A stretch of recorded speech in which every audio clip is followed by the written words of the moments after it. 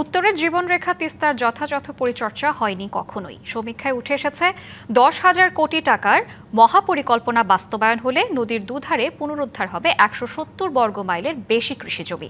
প্রতি বছর জিডিপিতে যোগ হতে পারে 50,000 কোটি টাকা। ভাঙর আর প্লাবনের হাত থেকে রক্ষা পাবে 1.25 লাখ কোটি টাকার সম্পদ। বর্তমান সরকারের প্রতিশ্রুতি থাকলেও তিস্তায় বরাদ্দ না দিয়ে নিজস্ব অর্থে 4 গুণ বেশি টাকায় পদ্মা ব্যারেজ প্রকল্প একনেকে পাশ করেছে। এতে ক্ষুব্ধ উত্তরের মানুষ।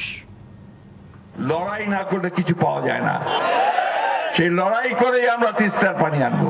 আমার ভাই না খেয়ে নদী ভাঙনে শুকিয়ে যাবে, মরে যাবে, আমার পানি তারা নিয়ে নেবে, এটা হতে পারে? গেল বছরের ফেব্রুয়ারিতে তিস্তাপাড়ের আন্দোলনে অংশ নিয়ে নদী বাঁচানোর দাবির সঙ্গে একাত্মতা জানিয়েছিলেন বিএনপির জাতীয় নেতারা।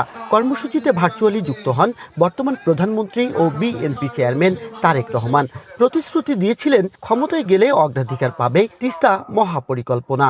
অগ্রাধিকার ভিত্তিতে তিস্তা মহাপরিকল্পনা বাস্তবায়নের সব রকম উদ্যোগ আমরা ইনশাআল্লাহ গ্রহণ করব। এর আগে অন্তর্বর্তী সরকারের প্রধান উপদেষ্টা ডক্টর ইউনূস বলেছিলেন রংপুর হবে 1 নম্বর। আর গেল জানুয়ারিতে সমীক্ষা আর আশ্বাসের আবরণে তিস্তা মহাপরিকল্পনা বাস্তবায়নের স্বপ্ন দেখিয়েছিলেন পানি সম্পদ উপদেষ্টাও। 2026 সালের 1 জানুয়ারি আমরা তিস্তা প্রকল্পের কাজটা শুরু করে দিতে পারবো। রংপুর পিছিয়ে পড়া একটা জেলা, রংপুর বাংলাদেশের 1 নম্বর জেলা হোক।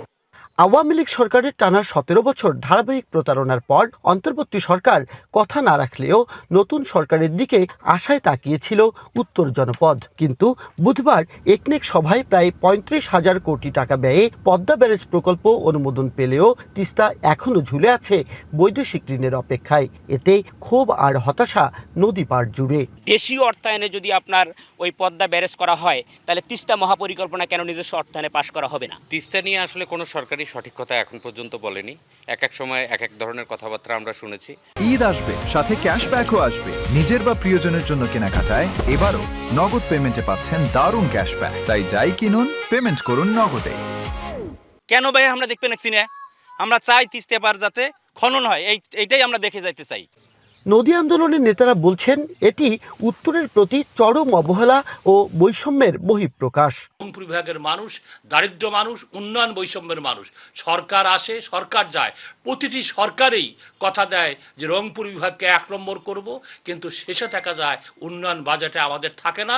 আমাদের বেলায় কোনো টাকা নাই, নেড়ে মাথায় বাড়ি। তিস্তা মানে হচ্ছে মানুষের বাঁচা মরার লড়াই। তিস্তা মানে হচ্ছে লাখো লাখো মানুষের উদ্বাস্তু হওয়ার জীবন। ঠিক সেই জায়গায় যদি সবার আগে প্রকল্প গ্রহণ করা হতো, সেটা আমরা মনে করি উপযুক্ত হতো।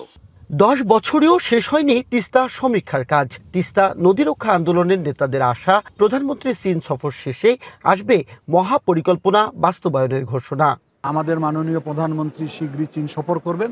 আমি অত্যন্ত আশাবাদী যে জনগণের এই দাবির প্রতি জনগণ কর্তৃক নির্বাচিত সরকার অতি অল্প সময়ে কাজ শুরু করবেন। আমরা ফিজিবিলিটি স্টাডি করতেছি এবং টেকনিক্যাল টিম সম্পূর্ণ সমীক্ষাটা উঠে আনলে তারপরে উইল ডিসাইড। এই জন্য স্টাডি রিপোর্টটা পাওয়ার পরে আমরা সিদ্ধান্ত নেব। ভাগ্য পরিবর্তনে তাই তিস্তা মহাপরিকল্পনা বাস্তবায়ন হবে এমনটাই আশা সচেতন মহলের। Majed Masud, DBC news, Rangpur.